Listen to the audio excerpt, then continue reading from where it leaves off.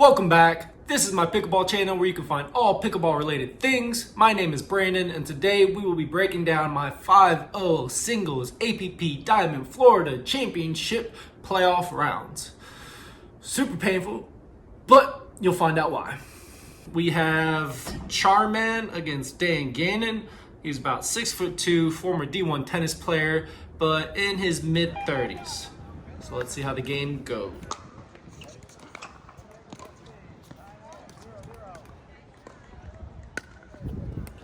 So right off the bat, his serve didn't really have that much to it. Obviously, that was a really good backhand drop.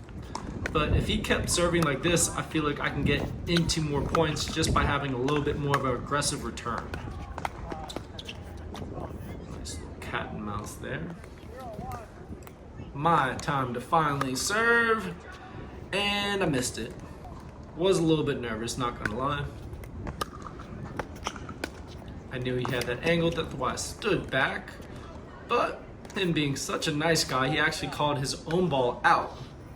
As you can see right there, it did land out, but I'll be the first one to say I'm a horrible line caller. My way or opponent's way, I think balls that are in that are out, and balls that are out that are in. Still learning that part of the game.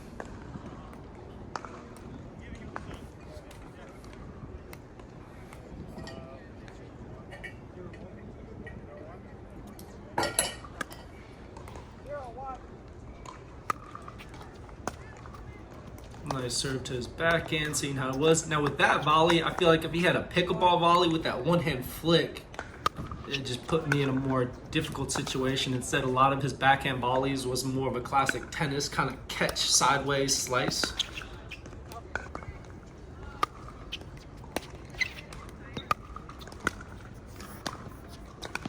Again, there's that backhand volley, and I feel like if it was another player that had the backhand roll, he'd just take more advantage of that point. Got lucky with the tape and missed a nice easy forehand opening. Timing was just not there. Now for some reason I thought that point was over, but he was pretty lanky and a tennis player, so he was getting a lot of balls back. I wasn't as prepared as I should have been. There's my tennis volley right there, but sets up for a nice point. Probably should have done a little cat and mouse and dropped it in the kitchen. Again, another serve out. So that's two serves already, given up. He just kept coming with that kind of soft serve ice cream. Just barely getting in play. It's not like it's the deepest two, so I wasn't really having trouble returning.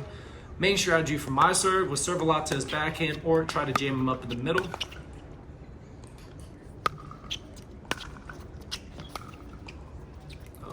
As soon as I noticed he wasn't going to take that ball out of the air and started backing up, that's when I came in to close.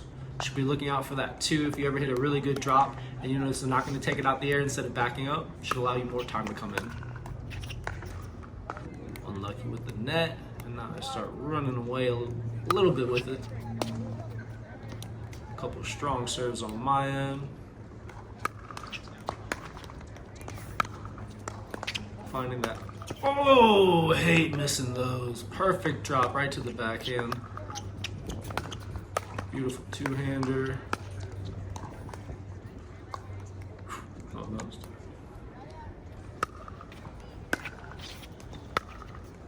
Kept finding that spot.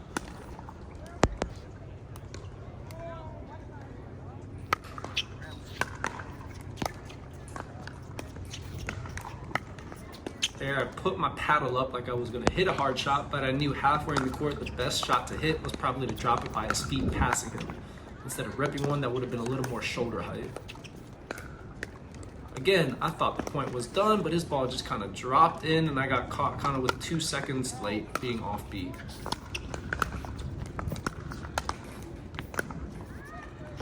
Almost hit that, things aren't going his way.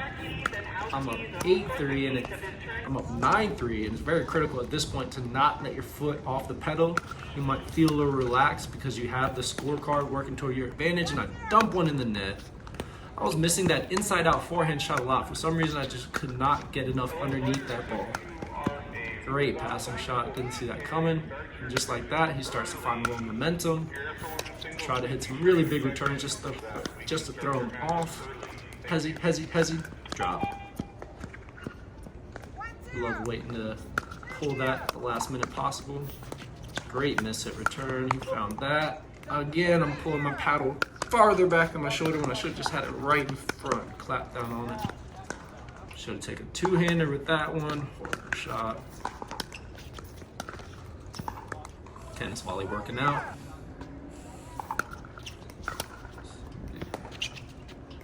Drop to the back end, close, come in. Oh, he calls that out. Took a couple extra seconds, but gotta respect his call. Deep return, holding the line, trying to keep him back. He rips that two-hand back in and then dumps one in the net. He should have had that point. Ooh, there's that forehand. I just couldn't get my whip on it. Yeah, nice deep return. Could have done more with that, but that was just a horrible leaving up shot, and he kind of messed it up. 10-6, 5 points away. Really want to start tightening up and closing in those points, especially here at 11-6. Dumps one in the net. 12-6. I'm up half the amount of points, more than half the amount of points on him. 13-6. You would think this game's over, right? Welcome to my pickleball world. That return was just soft. Didn't come up on it. He came up, took advantage of the point. I'm scrambling, but at that point, could have done a better lob at that. Just barely getting balls back, and he finishes it. Nice overhead. 7-13. Gotta make something happen. All right, get the ball back. 2 points away. What kind of serve am I about to do? I'm thinking to the backhand. Very short. He runs inside out. I got the opening.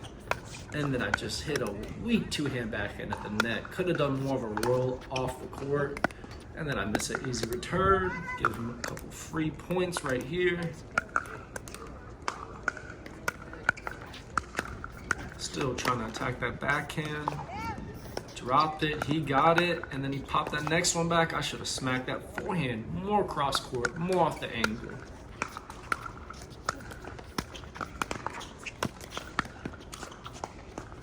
Yeah, just scrambling at that point. And now it's 10-13, when all of a sudden it was 6-13. Got real lucky with that deep return. He kind of keeps popping them up.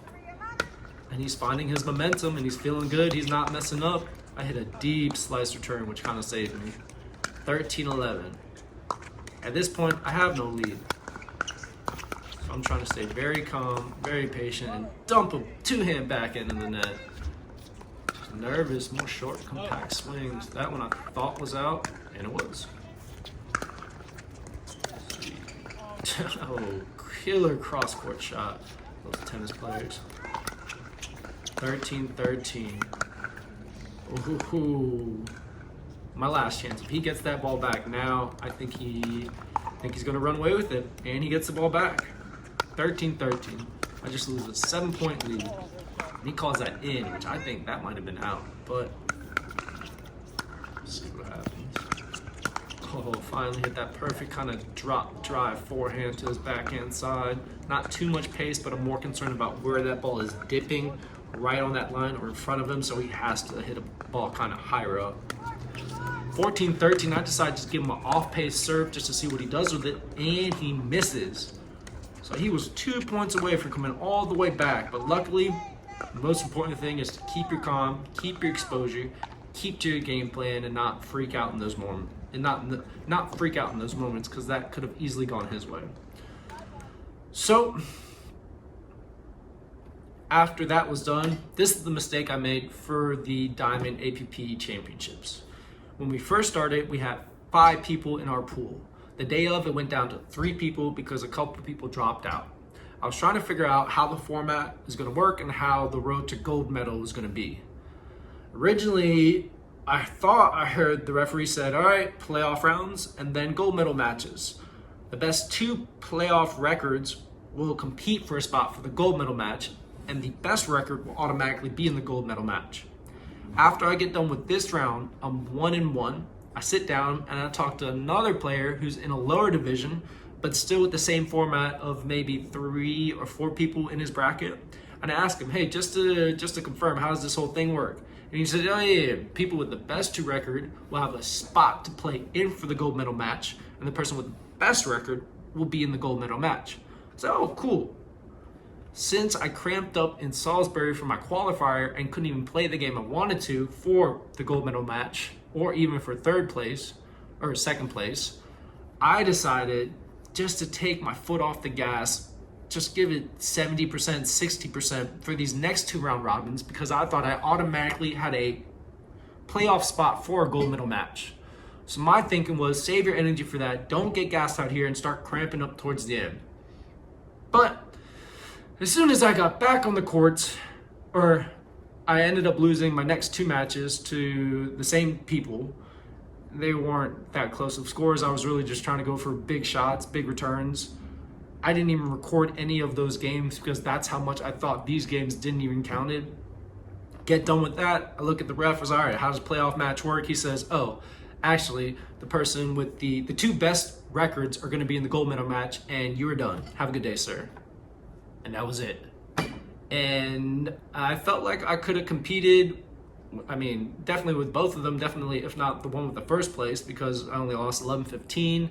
And that game, I was a little more nervous, a little more shakier, didn't have a great start. And so, biggest lesson I learned out of this tournament is to always know what the format is to playoff to the gold medal match. How's it going to work out? Be very specific, and make sure you talk to your umpire if you have an umpire or a ref at your court for your division. Don't worry about anyone else's, because it might be a little bit different.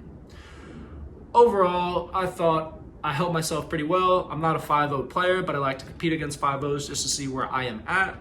I still have lots of things to work on, lots of things to improve on, especially my nerves. I just didn't feel as comfortable as I usually do when I play these kind of singles games, but more and more tournaments, hopefully that'll smoothen it out. Thanks for watching. Subscribe, like.